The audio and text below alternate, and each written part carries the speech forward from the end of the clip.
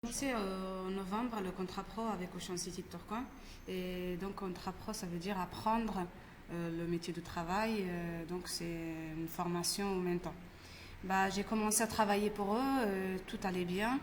Mais au bout de 3 ou 4 jours, j'ai eu des malaises et je me suis inquiétée un petit peu. Donc j'ai pris la décision de me rendre chez mon médecin. Et quand je suis partie, il m'a prescrit directement des prises de sang. Et c'est là que j'ai découvert d'être enceinte de 2 mois. Et après ça, je suis revenue travailler. Il y avait 3 jours d'arrêt. Je suis revenue travailler. Et là, j'ai découvert un emploi de temps bien chargé, lourd pour moi. Donc, quand j'ai vu ça, j'ai tout de suite parlé avec la direction. Je les ai avertis que j'étais enceinte de 2 mois et que je voulais un emploi de temps un petit peu moins chargé.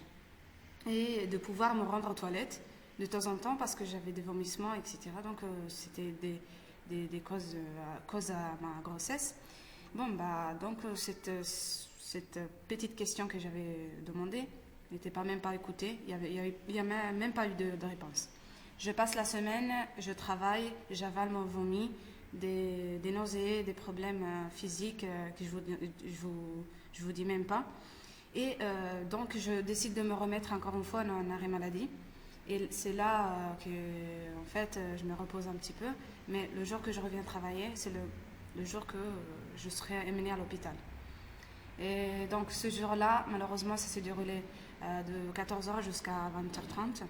J'ai eu des malaises dès que je suis arrivée au travail et j'ai averti l'accueil et la direction tout de suite que j'étais pas bien et que j'allais appeler en cas où ce malaise allait augmenter ou pour partir ou pour prendre un Doliprane ou quelque chose que pouvait atténuer mes douleurs. Donc là, il y avait beaucoup de monde, ils n'ont pas fait vraiment attention à ma demande. Ils m'ont refilé la pochette, ils m'ont dit t'es à la caisse numéro 1, une caisse prioritaire. Donc au niveau genou, je devais être assise obligatoirement. Là, je continue, je fais mon travail. J'avais déjà des petites douleurs, pas des douleurs comme quand on a des malaises au ventre. C'est des douleurs un petit peu plus fortes. Mais je me dis, je les appelle, je vais leur dire, voilà, ça va pas. Et là, ils me disent vers 16h20 qu'il y a quelqu'un qui va faire ma pause. Donc je prends ma pause, c'était 17 minutes. Et je me dirige tout de suite aux toilettes, parce que je ne pouvais pas le faire avant. Là, ça va, il n'y a rien qui m'étonne, c'est juste des douleurs au ventre. Après ça, je reprends mon poste, et c'est à partir de 17h que ça n'allait plus. J'avais des douleurs plus fortes qu'avant. Et donc, je les appelle et je dis, ça va pas. Et donc, qu'est-ce que je fais? En fait, ils ne m'écoutaient pas. C'est pour ça qu'aujourd'hui, ils disent que j'ai pas dit de pouvoir aller aux toilettes. C'est parce qu'ils n'écoutaient pas, en fait. 3 fois, j'ai appelé comme ça, ils ne m'écoutaient pas. La 4e fois, j'ai réclamé que quelqu'un me donnait un médicament pour atténuer mes douleurs parce que c'était la seule chose qui me venait en tête. Donc, j'ai vu que personne prenait le relais, que personne voulait me substituer. Donc, je me suis dit, pour atténuer mes douleurs, je demande un Doliprane. Je sais que c'est pas obligatoire que. C'est pas en fait, il n'a pas le droit de me donner un médicament, surtout parce qu'on est enceinte, on peut pas. Mais c'était la seule chose qui m'est venue en tête. J'avais trop de douleurs et je n'en pouvais plus. Et j'ai demandé le Doliprane, ils m'ont refusé, ils m'ont dit d'appeler la sécurité. La sécurité, il m'a renvoyé encore à l'étage pour demander d'un certain Eric pour avoir un Doliprane, mais Eric n'était pas là. Donc ils m'ont dit carrément, non, il n'est pas là, donc on n'a pas. Et ils m'ont dit de rappeler l'accueil, chose que j'ai pas fait parce que c'est l'accueil qui m'a envoyé à la sécurité. Je laisse tomber, je dis allez-y Fadila, tiens sur toi, je sais c'est dur, mais bon. Donc là, je travaille, les clients ils voient que je suis pas bien parce que je devenais pâle, j'avais des rougeurs sur le visage, j'étais toute mouillée par rapport à la chaleur, le coup de chaleur, le coup de froid, j'avais envie de m'évanouir par terre, j'avais juste envie que tout s'arrête là. Donc, j'en pouvais plus à un certain moment. Il y a ma collègue qui vient me demander du sopalin pour nettoyer sa caisse. Et c'est là que je m'aperçois, je me lève et je vois que mon fauteuil, c'est un fauteuil comme ça, mais un fauteuil roulant, il était plein, mais plein de sang. Là, je me choque et je me dis, mais c'est moi, mon Dieu. J'avais plein de clients, je ne savais plus quoi faire. La seule chose qui m'est venue de faire, c'est pleurer. Donc, je pleure. Les clients me disent, madame, est-ce que ça va? Je dis, non, ça va pas, je suis enceinte, je ne sais pas ce qui m'arrive. Donc, je ferme la caisse. Quand je ferme la caisse, c'est là que l'accueil vient me voir. C'est le seul moment qu'il vient me voir pour me dire avec ce geste: Rachida, pourquoi tu fermes à cette heure-ci? Tu termines à 21h. Je les regarde et je dis: mais ça va pas, parce que regarde mon fauteuil comme il est. Il regarde et me dit: reste assise. Donc les clients, je les avais basculés dans une autre caisse. Et là, la sécurité vient me récupérer pour appeler les pompiers. J'appelle les pompiers, les appelle en premier, après c'est à moi.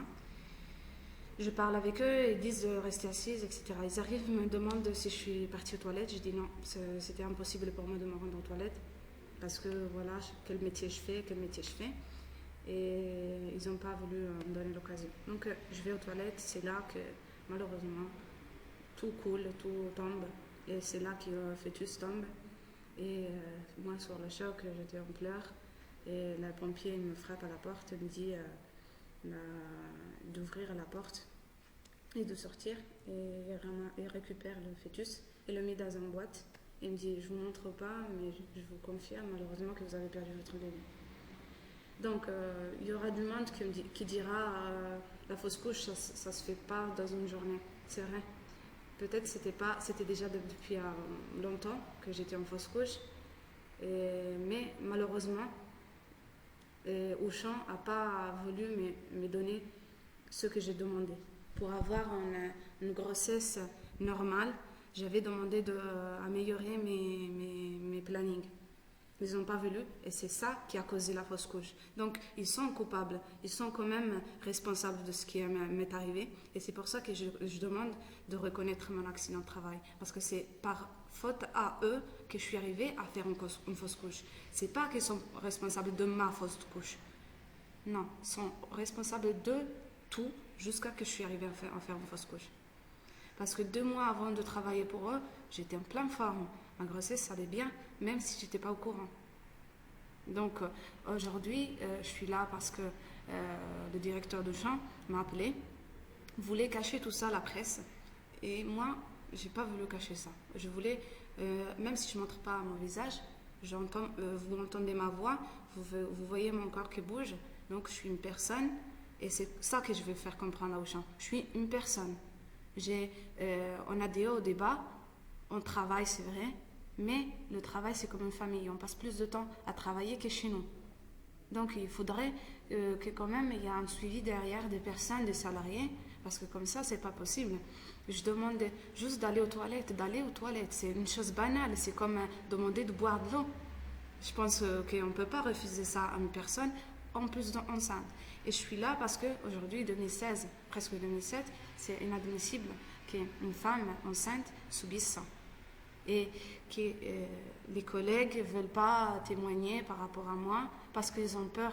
Ils ont peur de qui? Il y a qui derrière tout ça qui fait peur, qui fait tout ça pour gâcher la vie des autres? Franchement.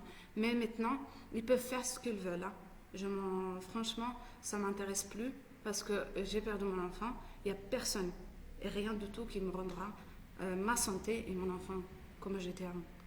Je le dis tremblant parce que je suis encore sensible à l'intérieur de moi. Je suis encore en train de me reprendre.